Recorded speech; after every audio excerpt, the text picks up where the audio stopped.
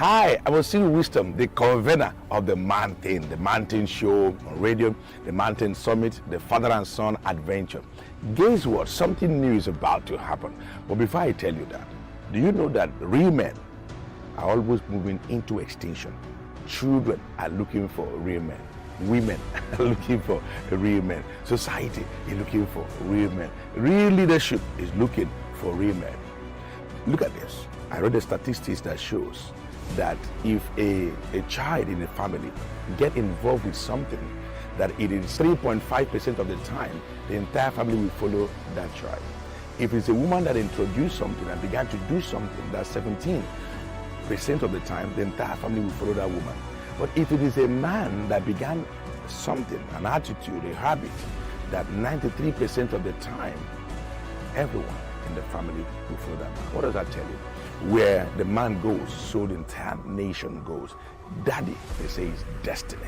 And that's why every Sunday, this is the new thing, every Sunday, we'll be having the Mountain Show conversation on the Mountain NG, Facebook, Instagram, on Twitter, and on YouTube. You want to join us on all of these platforms every 8 p.m. on every Sunday. Guess what? We're starting this Sunday, the 20th of February, every 8 p.m. Join me. We're talking about core areas of a man's life: your faith, your finances, your fitness, which is your health, your friendship, okay, your focus, your future, everything that has to do with the man. That's what we're dealing with. If you have any man, any uncle, cousin, ask them to be a part of the Mountain Show. You know why? When men arise, everything becomes better. We are looking for the Odogu man, and you will be a man, the Odogu man that will emerge. Follow us on all our social media platforms as shown on the screen. I look forward to seeing you emerge as a champion and as an Odogu man. Hi, I'm Osiri Wisdom. Welcome to this special edition of Wisdom Shift. I want to focus just on men. I'm calling it 10 Wise Commandments for Men. 10 Wise Commandments for Men. Commandment 1. Thou shalt honor the Lord thy God with all your heart, with all your might, and with all that you have. Actually, in Matthew chapter 22 and verse 37, 38, 39, it talks about that. Some translation like King James said, thou shalt love the Lord. Others say, thou shalt honor the Lord.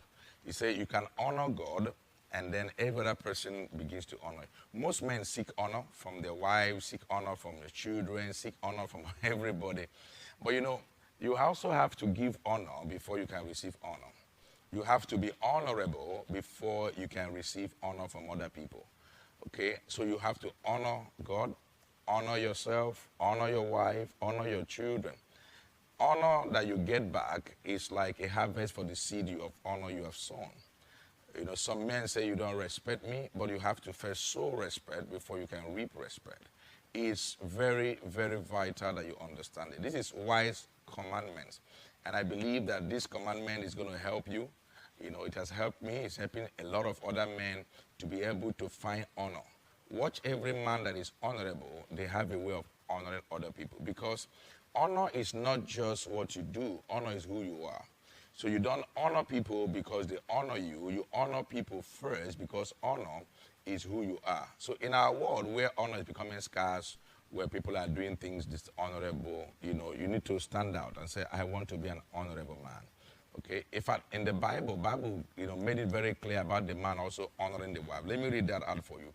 In 1 Peter chapter 3 and verse 7, he said, likewise, ye husband, dwell with them according to knowledge, giving honor to your wife. You see that? Giving honor to your wife.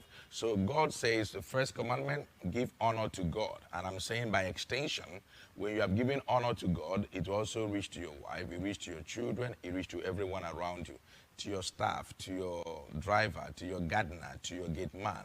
Just be an honorable man, okay? Don't do things that are not honorable, and you're going to stand out. That's the first commandment. In fact, once you honor God, it's easier to honor people. Another way to put it, to show that you honor God is that you are honoring people. And the closest person to you is your wife. Honor your wife, honor your children, and you will be amazed how much honor that's going to come back to you.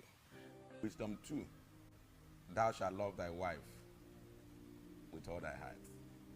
Thou shalt love thy wife above other women. Thou shalt love thy wife. You see, let me say something that is very important. In Ephesians chapter 5, the Bible talks about you loving the wife. Okay, from verse 23. But I want to read the Message translation for you. I'm going to read it from my gadget, and I want you to listen carefully. The day I read this, it changed the way I understood the love I have to have for my wife. Look at what it says. It says, husband, from verse 23, Ephesians 5:23. He said the husband provides leadership to the wife the way Christ does to the church, not by domineering, but by cherishing. So, as the church submits to Christ, as he exercises such leadership, wife likewise submit to their husbands. Husbands, go all out in your love for your wife, exactly as Christ did for the church, a love marked by giving, not getting. Christ's love makes the church whole. His words evoke her beauty. Everything he does and says is designed to bring out the best in her, dressing her in dazzling sleek white, radiant in holiness. Wow. Thou shalt love thy wife with all thy heart. This is so important because the way Jesus, led and the way Jesus loved the church to the point of dying for the church, the Bible here is saying, I, as a man, a wise commandment, I have to honor my wife, like I said yesterday. Today I have to love her. I have to love her. And he began to tell me the way I should love. I should love a love marked by giving, not a love marked by getting. A love marked by giving honor, giving love, giving, the things that I think that are meeting her needs. Also working very hard that I'm bringing out the best in her. And then he says, every word I speak must be designed to bring out the best in her. Okay, so every man need to be an architect, need to be a designer, need to be a word craft, a wordsmith, someone that can craft words that can bring out the best in the wife. Let me tell you, if you love your wife, God is going to honor you. If you love your wife, you're going to see, better days. If you love your wife, you're going to enjoy, life here better on earth. If you love your wife, you're going to see that the beauty that you will always desire, you will receive. The support you desire, you will receive. Loving your wife is loving yourself because both of you are the same.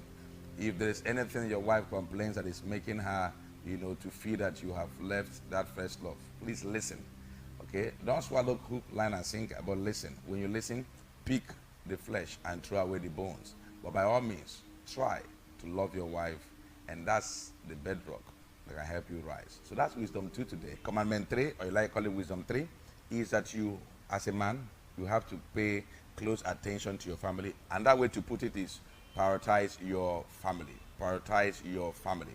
Okay? If you prioritize your family, that can help your life massively. Some men at home, okay, they are present, but they are not available. All right? It's as though they are absent. You can be an absentee father even though you are at home. Join them to do life together. The way I like to put it is be a human being at home. I realized that, the Bible will say in the Bible, Timothy, 1 Timothy chapter 5 and verse 8, it calls men to provide for their family. In fact, it says, whosoever cannot provide for the needs of your family is an infidel.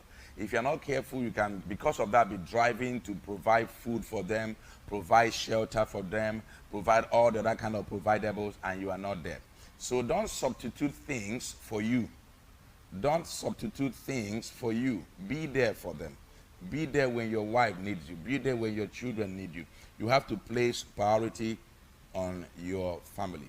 Place them. After God, the next thing is your wife. I told you yesterday, this one is your family. You have to follow this order because it's very, very important for you. So commandment 3 today is place priority for your children, for your family. So if you have things that, conflict with your family, okay, on a consistent basis, you need to review that. If you have things that keep you away from family for a long time, you need to review that. If you carry project or work home and you don't have time for your wife and your children, please have to review that. If your wife is scratching your leg and you say you don't have time, you have to review that. You have to do your best to ensure that you are available for your family.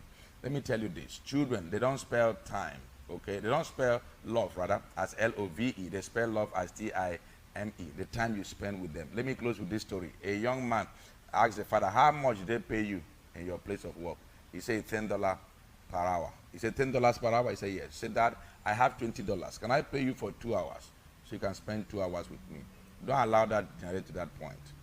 Place priority in your family. Commandment 4 or wisdom 4 is pay attention to your health. It's known that men, they sacrifice for everybody. As a man, you want your wife, you want your children, you want people dependent on you to be able to be fine and healthy. You want to do your best for them, to be well. But beyond that, you also need to know, or in addition to that, or as you are doing that, you must remember that the people you are trying to survive or support, you have to be well. You have to be alive to be able to support them well. If you are ill, if you are sick, and then you cannot do anything anymore, everybody will begin to now find their own way. So you have to make sure you pay attention to your health. So as a man, go and do the necessary test. Okay, go and do necessary tests from age 40 and above. You know all the tests. Below, you know all the tests you have to do. Okay, call your medical doctor. If you don't have one, take yourself to the hospital and say, just check me. We're not saying that you are sick. Let them check you. Because when they're able to diagnose and dictate something earlier, they'll be able to help you better. So you don't suffer for nothing, and so you don't enter into pain. When you are gone, we have seen families that lost the man in the house, or the husband, or the father, very early. Those families, they used to experience a lot of struggles, particularly if the man is the key, breadwinner of the family, and they're going to struggle. That's not our prayer for you. You are the most expensive cargo, if you want to use that word, the most expensive cargo in your family. And so they love you, they depend on you, they want you to belong for them. Please take good care of your health. Don't work yourself to death. Don't work to the point that you are no longer able to live healthy. Because when you are gone, your people can struggle. But if you're alive, they can enjoy you more. Take good care of your health. Commandment 5 or wisdom 5. Today is about money. Okay, so it means thou shalt work hard to make money. As a man, I'm sure if you have been a man for a while, you realize that it's almost like though manhood and money making are synonymous, because we have to provide. Okay, peradventure you've lost your job, or you have been retrenched from where you are working, or business not going well. There might be many reasons why you are not making money currently. But what you want to do is to try your best to put your hand to something legal, something positive to make money. Money gives you options. Without money, you can, get to the point where you don't have options. Anything goes for you. Okay. Without money, insults can heap up there. Without money, you can even lose your self-esteem if you're not careful. So as a man, you have to do your best to make sure you are productive. You have to be productive. You have to be productive in one area or the other. And when you have made the money, number 2, you have to know how to manage the money. So you have to grow your financial intelligence, which is about budgeting, about savings, about spending, all the things that you have to do, track your expenses as a man. If not, you can just be spending, so much. And when the real issue for your family comes, or people related to you or your business, and then you can have a big problem. So school yourself about money. Buy books about money. Read books about, go for seminar about money. As a man, you are the chief financial controller of your family. Okay, so know about money. And then number 3 part of it is that you also need to know how to multiply money. Don't forget, we're talking about number 5, commandment 5, which is, thou shalt make money, okay? Manage it and multiply. You have to do that because your family depends on you. You too, you need it. Now that you are younger, when you grow, I asked somebody one time, I said, during the coronavirus pandemic, I said, some people are not able to take care of themselves for 2 months. So if you cannot take care of yourself for 2 months, what will you do to take care of 20 years retirement? That's something you want to think about, okay? Commandment 5, thou shalt manage